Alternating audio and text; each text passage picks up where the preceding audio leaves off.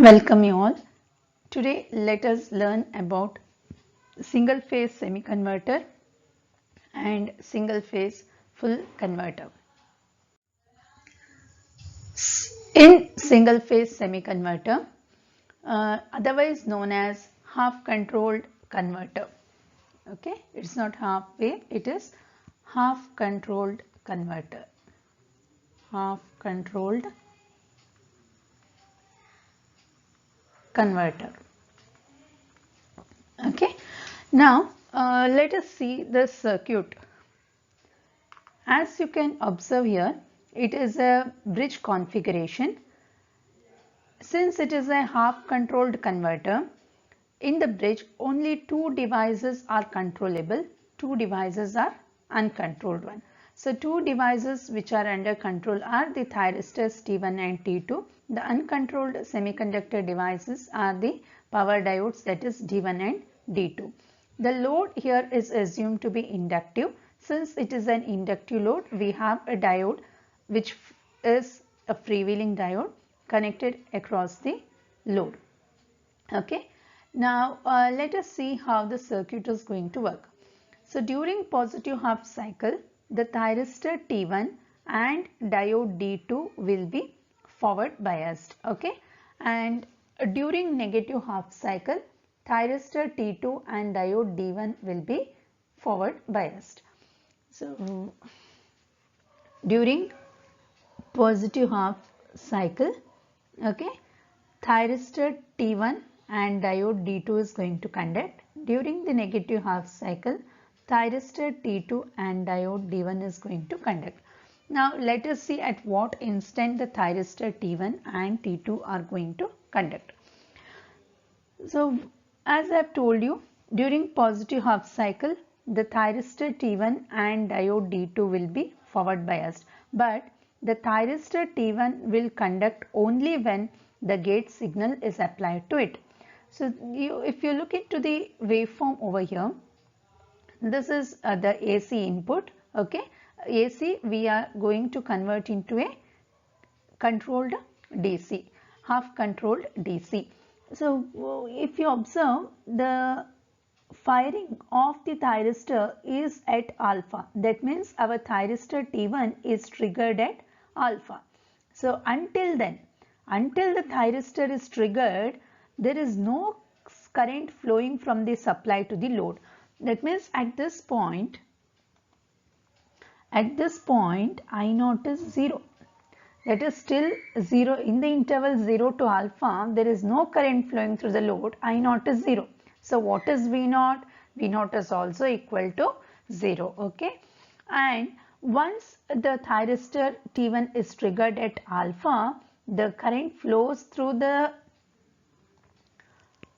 supply thyristor T1 through the load and diode D2. If we assume all the thyristors and diodes to be ideal, ideal means whenever it is conducting, no voltage drop across it. In that case, I0 is anyways increasing and V0 will be equal to the supply voltage. So you can observe V0 in the interval alpha to pi, it is equal to the supply voltage. So our thyristor T1 is conducting in the interval alpha to pi. Okay. Now as soon as the supply crosses 0, that means as soon as it becomes negative, our thyristor T1 will be reverse biased.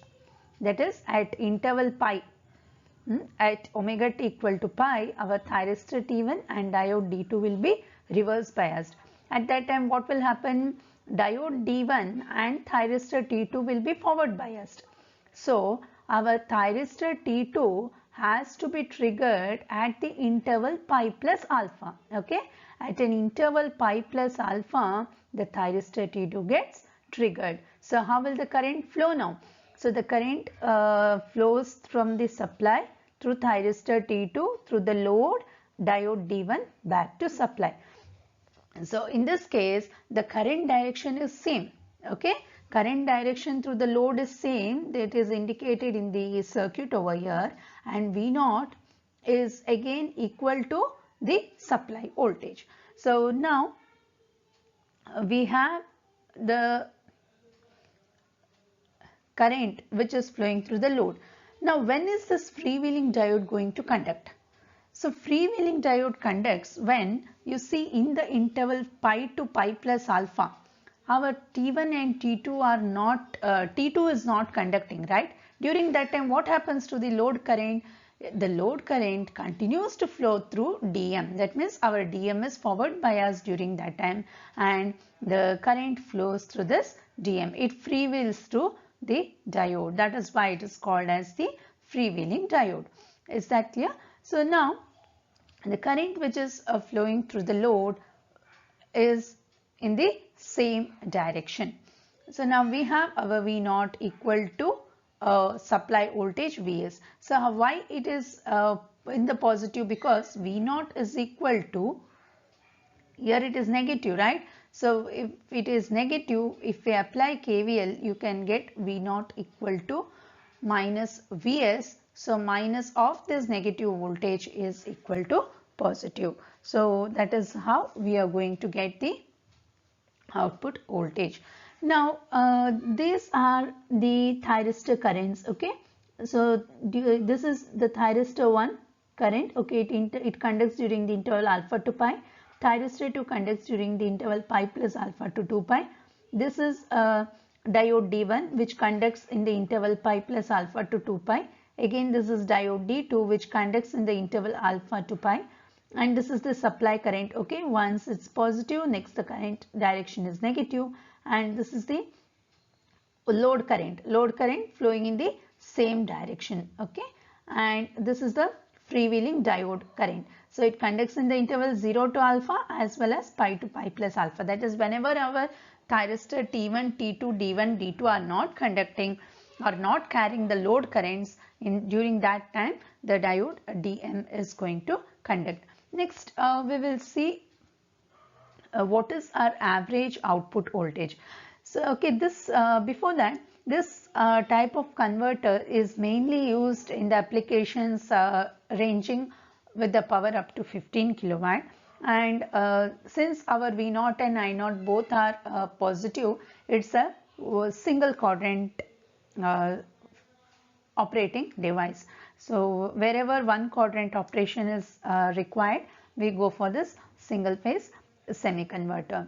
So next we'll see what is the average output voltage. So to find the average output voltage, we need to consider one full cycle. So one full cycle means from here 0 to 2 pi.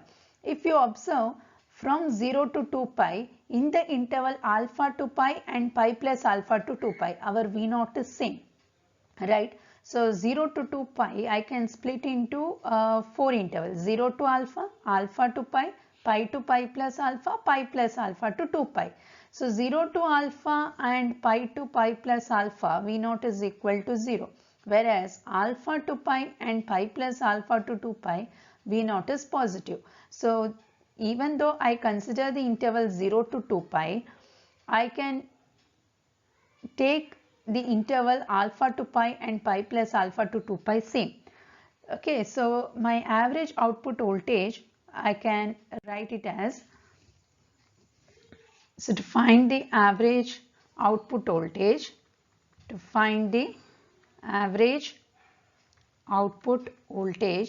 we consider the interval 0 to 2 pi. Okay, so our VDC is equal to 1 by 2 pi integral 0 to 2 pi V0 d omega t.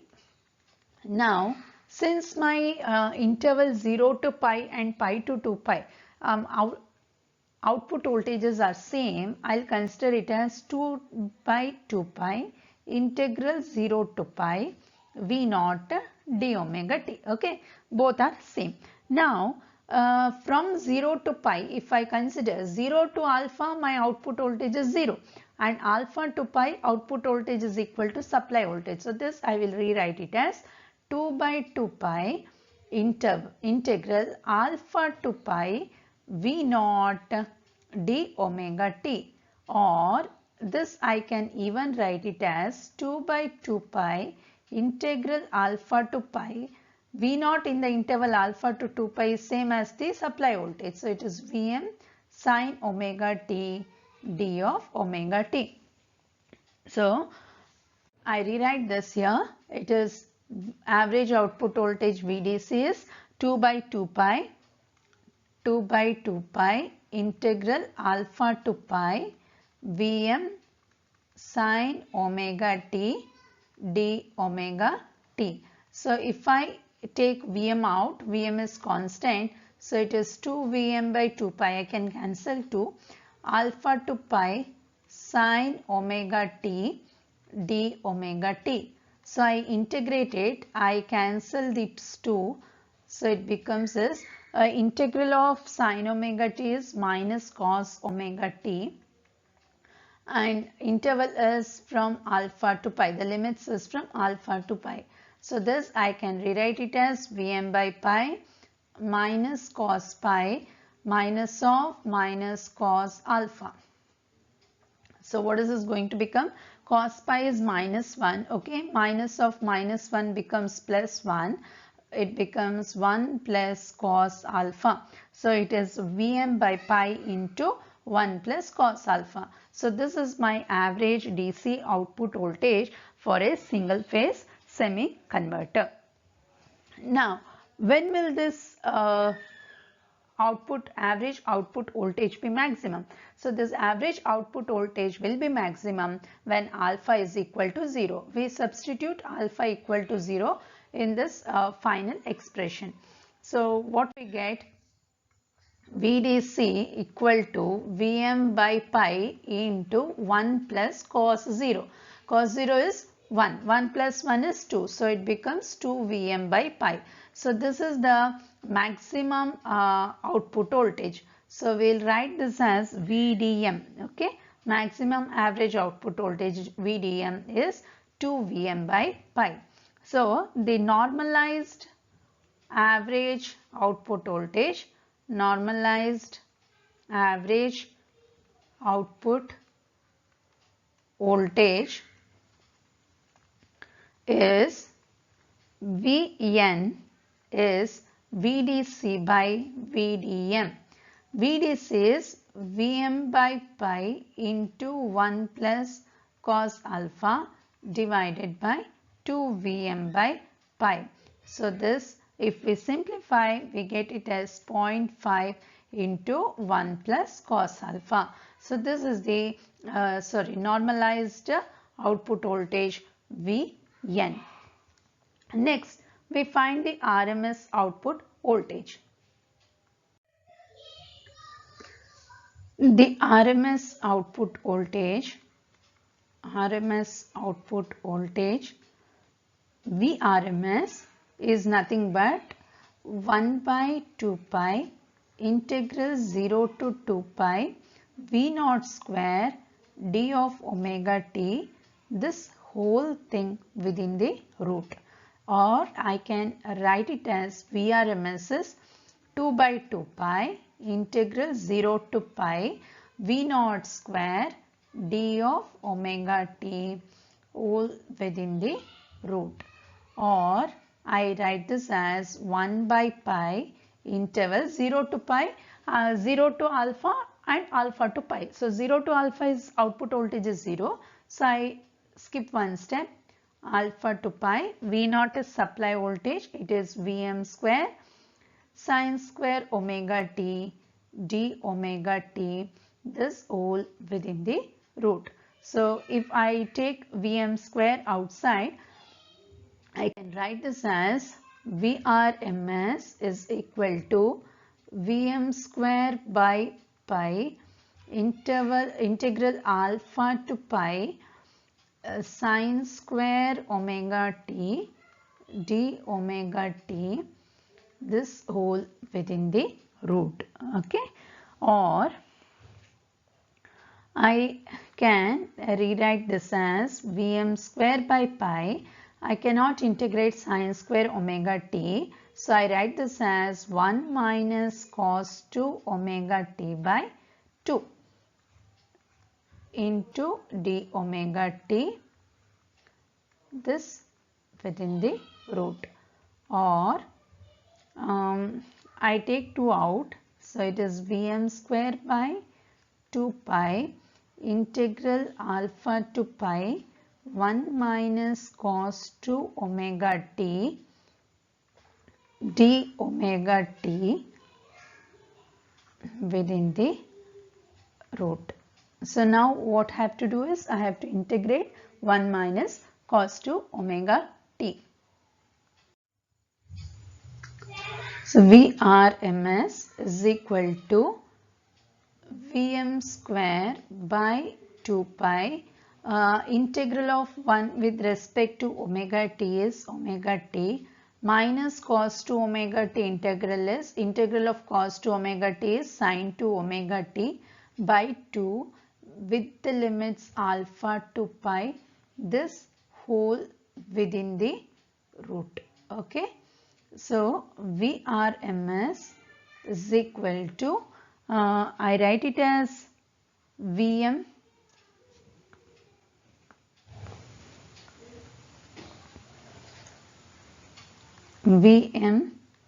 divided by root 2 pi into if I apply the limits, this becomes pi minus alpha minus sine 2 pi by 2 minus of minus, this becomes sine 2 alpha by 2, this within the root.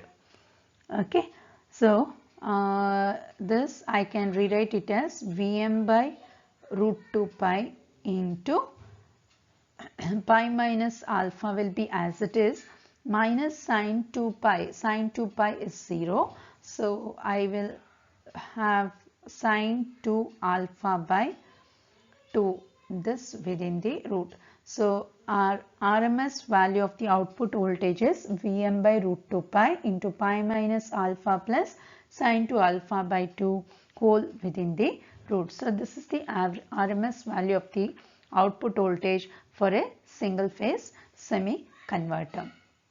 Next, let us see the single phase full converter. So it is similar to single phase semi converter. Only thing is, instead of 2 diodes, we will have full thyristors.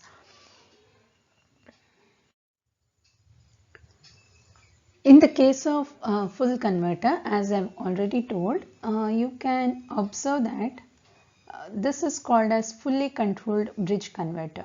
So this is a bridge configuration again with an inductive load. But what is not considered here is, we haven't considered a diode which is connected across the load. So let us see what will happen if there is no diode connected across the load.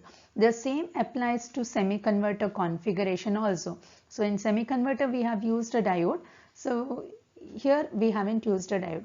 So if a diode is present or not present, so you can see how the output voltage will differ. The same applies to semi-converter as well. So if you observe here, in the place of 2 diodes, we have thyristors. So it is a fully controlled bridge converter, not half controlled. So thyristor T1, T3, T4 and T2. So we will assume that the load is highly inductive, so that our load current is continuous and it is ripple free. So during the positive half cycle of the supply voltage, thyristors T1 and T2 will be forward biased, and these 2 thyristors will be triggered or fired at simultaneously at an firing angle which is alpha. Okay, so alpha to pi T1 and T2 is going to conduct, and pi to pi plus alpha also the same going to conduct. I'll tell you why. So next, during the interval that is during negative half cycle, thyristors T3 and T4 will conduct, and it is triggered at an interval pi plus alpha. Okay, so if we write during positive half cycle, thyristors T1 and T2 is going to conduct and it is triggered at a firing angle alpha. During negative half cycle, thyristors T3 and T4 are going to conduct and it is triggered at an interval pi plus alpha. Now we will see what is going to happen. So if we observe here, during the positive half cycle, thyristor T1 and T2 will be forward biased, okay, but it will not conduct. It will conduct only once the gate signal is applied. The gate signal is applied at an interval alpha. So alpha is the firing angle. Now what will happen at an interval alpha? The thyristor T1 and T2 will conduct and the supply current will flow through the load. So the current flows through thyristor T1, through the load, thyristor T2 and back to this. So you can observe I0 is increasing and our V0 is equal to the supply voltage, assuming the thyristors to be ideal.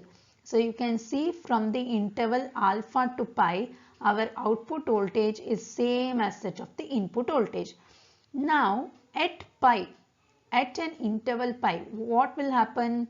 The input voltage becomes negative. So when input voltage becomes negative, immediately our thyristor T1 and T2 will be reverse biased, right? But it will not become reverse biased immediately. It will continue to conduct because the load is carrying the current, right? And the load, we have assumed it is highly inductive. So due to this inductive load, the thyristor T1 and T2 will continue to conduct beyond interval pi also, because our T3 and T2, even though it is forward biased, it has not started to conduct during the negative cycle. So T3 and T4 will be triggered at pi plus alpha. So in the interval pi to pi plus alpha, still our T1 and T2 carries the load current. Okay, that is why our output voltage again is equal to the supply voltage. You can observe output voltage V0 is positive till pi and it is negative till pi plus alpha. Got it? So next, at pi plus alpha, immediately T3 and T4 will conduct and our load current gets shifted to thyristor T3 and T4. So now what will happen? The current starts to flow in the same direction, okay, and now our output voltage again becomes positive till interval 2 pi. So at 2 pi, when again our supply voltage becomes positive, actually our T1 and T2 is supposed to conduct, but it will not conduct. It will conduct at an interval 2 pi plus alpha. So pi plus alpha to 2 pi plus alpha, thyristor T3 and T4 will conduct. So if this will happen if there is no freewheeling diode. If you have a freewheeling diode, then your output voltage would have been something like this. Okay, if you had a freewheeling diode, the output voltage would be like this. Now you don't have a freewheeling diode. That is why the output voltage is both positive as well as negative. So during the period alpha to pi, the input voltage and the input current are positive. The power flows from the supply to the load. So the converter will be in the rectification mode. Whereas in the interval pi to pi plus alpha, the input voltage Vs is negative, but the current through the load is positive, and the power flows from the load to the supply. So it is operating in the inversion mode. So again, this type of converter is used up to a power ranging 15 kilowatt, and since the average output voltage can be either positive or negative. It is a two quadrant operation. So single phase semiconverter is a single quadrant operation where we have used a freewheeling diode. Here we haven't used a freewheeling diode. That is why we can obtain our average output voltage to be either positive or negative. So in that case it becomes a two quadrant operation. So now let us see what is the average output voltage and the RMS value of the output voltage if we have a full converter. So again we'll consider one full cycle, that is from 0 to 2 pi, and we will split the interval 0 to alpha, alpha to pi, pi plus alpha. But here you see even though we consider 0 to 2 pi, our average output voltage is same for every half a cycle. We have to consider the integral limits from alpha to pi plus alpha, not from alpha to pi. Okay, we have to consider it from alpha to pi plus alpha. So we will write this as average output voltage,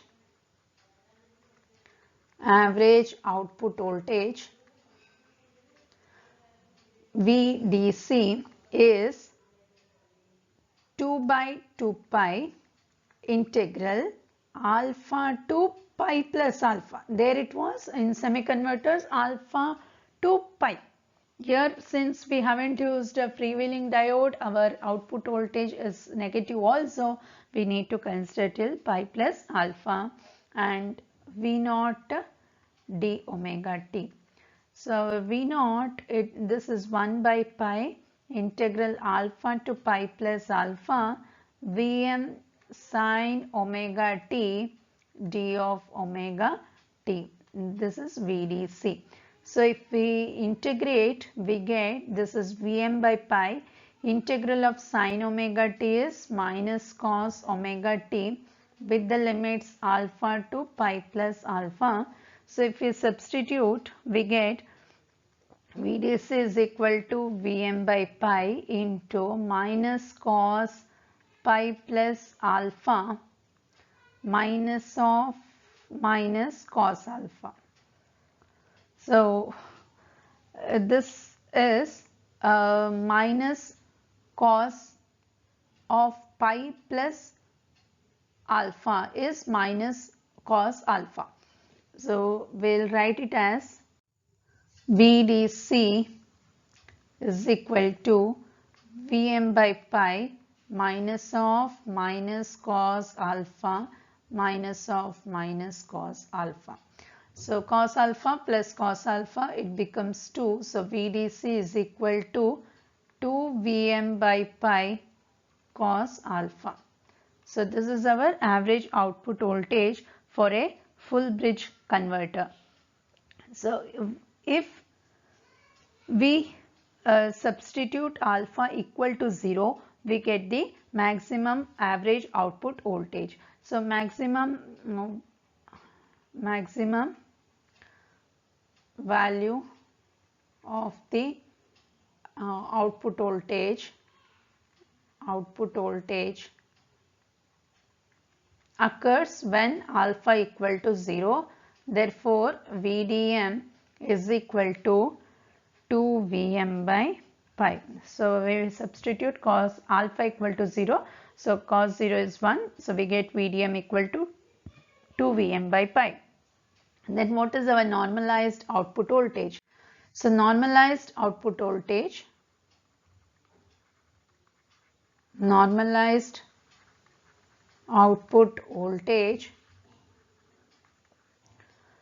Vn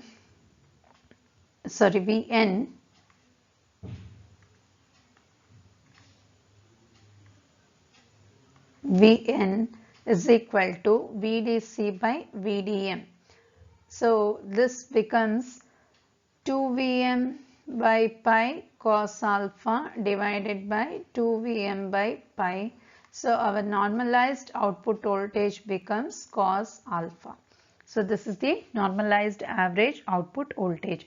Next we'll see RMS value of the output voltage. So to find the RMS value of the output voltage,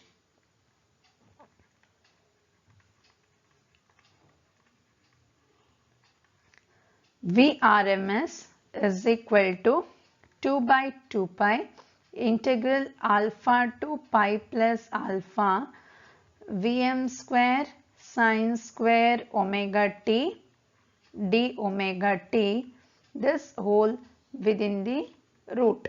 So we can write this as Vrms is equal to 1 by pi integral alpha to pi plus alpha Vm square sine square omega t d omega t whole thing within the root, or Vrms is equal to Vm square by pi integral alpha to pi plus alpha 1 minus cos 2 omega t divided by 2 d omega t within the root. So 2 can be taken out, it becomes Vm square by 2 pi.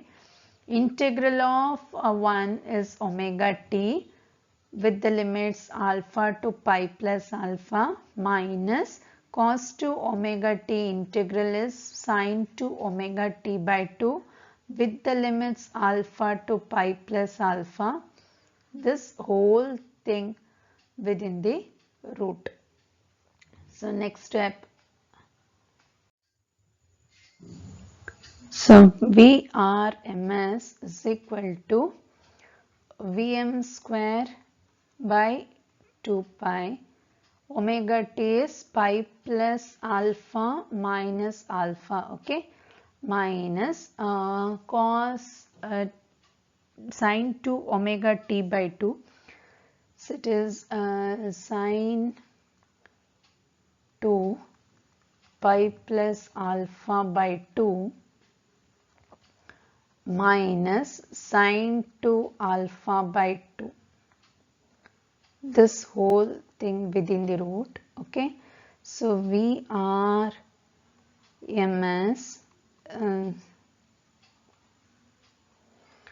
Vrms is equal to Vm by root 2 pi into this alpha and alpha get cancelled, so this becomes pi minus sine of 2 pi plus alpha, so this becomes sine 2 pi plus 2 alpha divided by 2 minus of minus becomes plus, it is sine 2 alpha by 2, this within the root.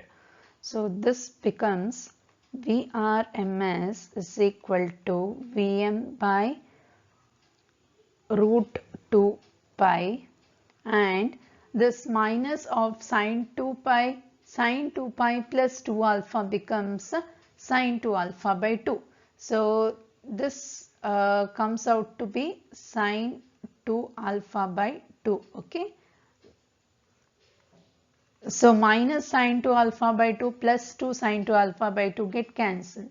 So we'll be remaining with pi within the root, or this pi and this pi get cancelled.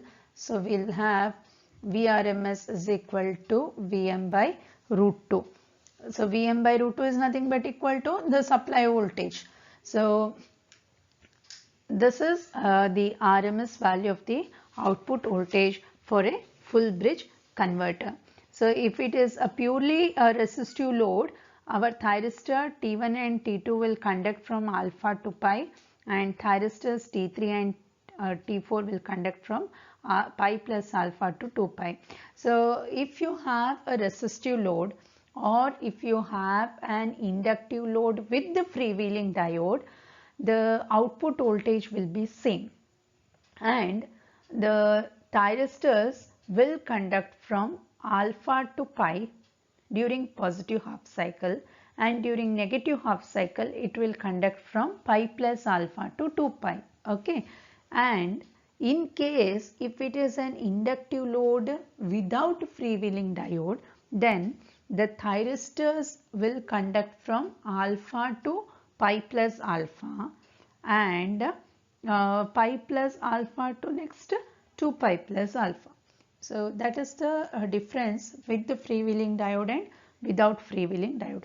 Always the output voltage for a resistive load and for an inductive load with the freewheeling diode will be always same. Okay, depending upon whether it is included or not, the freewheeling diode is inserted in the circuit or not, our quadrant operation is going to vary.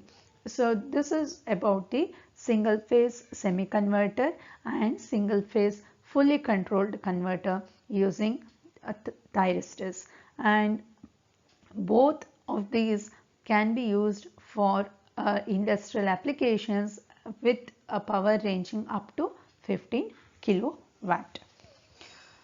Thank you.